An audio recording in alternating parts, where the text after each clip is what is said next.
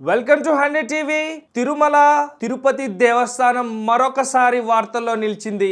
ఏకంగా ఈసారి అన్యమతస్థులు రీల్స్ తీశారంటూ కూడా కొన్ని కథనాలు మనకు వినిపిస్తున్నాయి. అయితే గతంలో ఇలాంటి కథనాలు కూడా వచ్చిన సందర్భాలు మనం చూసాం.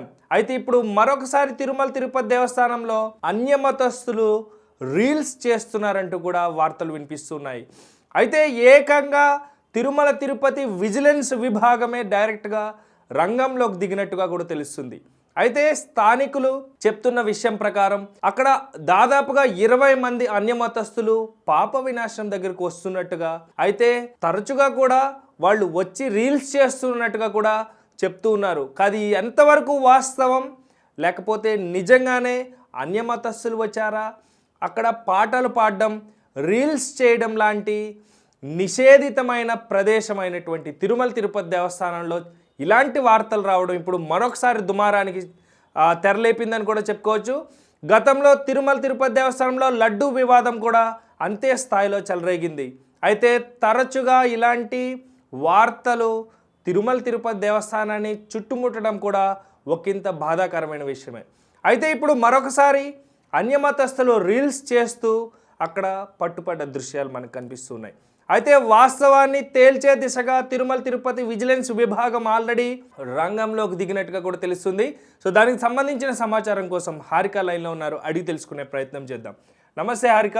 నమస్తే నవీన్. అయితే ప్రస్తుతం తిరుమల తిరుపతి దేవస్థానం మరొకసారి చిక్కుల్లో పడుతున్నట్టుగా కూడా మనకు తెలుస్తుంది. అయితే నిషేధిత ప్రాంతంలో అన్యమతస్థులకి అవకాశం లేనటువంటి, అంటే అక్కడ పర్మిషన్స్ లేనటువంటి ఇటువంటి సందర్భాల్లో అన్యమతస్థులు రీల్స్ చేయడం, అన్యమత పాటలు పాడడం మనకి వినిపిస్తున్న వార్తల్లో ప్రధానంగా ఈ రోజు ఉంది. సో దాని గురించి ఏముంది మీ దగ్గర సమాచారం? నవీన్, మనం మొదటి నుంచి గమనించుకున్నా, మనం అంటే టీడీపీ హయాంలోకి రాకముందు, ఇంతకు ముందు వైఎస్ఆర్సీపీ ఉండే, అయితే అప్పుడే చాలా వరకు ఆరోపణలు వచ్చాయి. అంటే వైఎస్ జగన్మోహన్ రెడ్డి చాలా మంది అంటే అక్కడ క్రైస్తవులకు అప్పచెప్పే ప్రయత్నం చేస్తున్నారు. ఆ చైర్మన్ పదవి గాని, అక్కడ మెయిన్ కీలక పదవులు ఏవైతే ఉన్నాయో అవన్నీ క్రైస్తవులకు అప్పచెప్తున్నారు అని చెప్పేసి చాలా వరకు మనకు వినిపించాయి.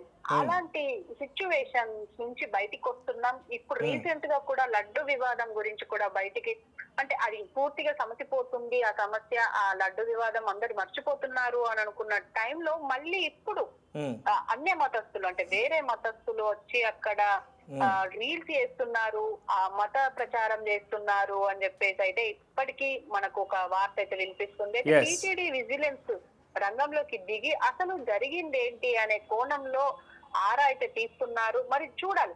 అయితే తిరుమల పరిసర ప్రాంతాల్లో అన్యమత ప్రచారం చేయడం అనేది ఇప్పటికైతే నిషిద్ధం.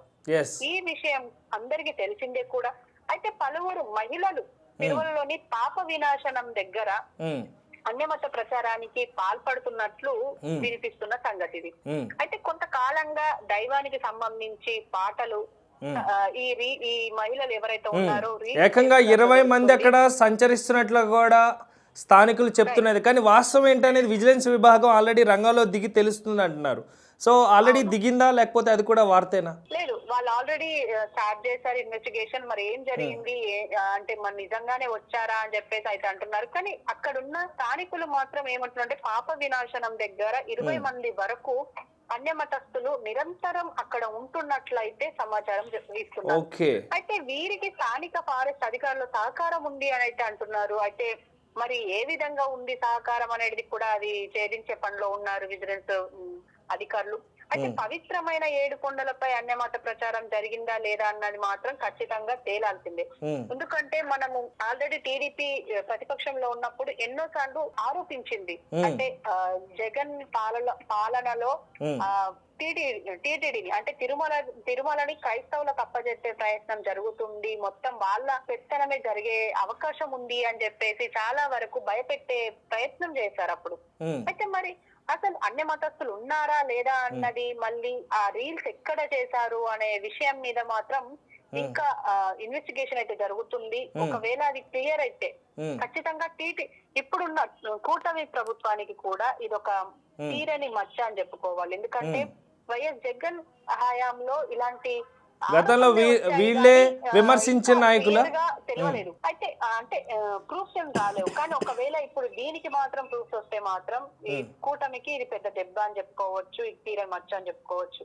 అయితే తిరుమల పరిసర ప్రాంతాల్లో ఈ అన్యమత ప్రచారం నిషేధం అయినప్పటికీ ఈ 20 మంది అన్యమతస్తులు ఎవరైతే ఉన్నారో వాళ్ళు అసలు అక్కడికి ఎందుకు వస్తున్నారు, వాళ్ళు వచ్చే ఆస్కారమే లేదు. మరి ఎందుకు వస్తున్నారు అనేది ఖచ్చితంగా ఆలోచించాల్సిందే.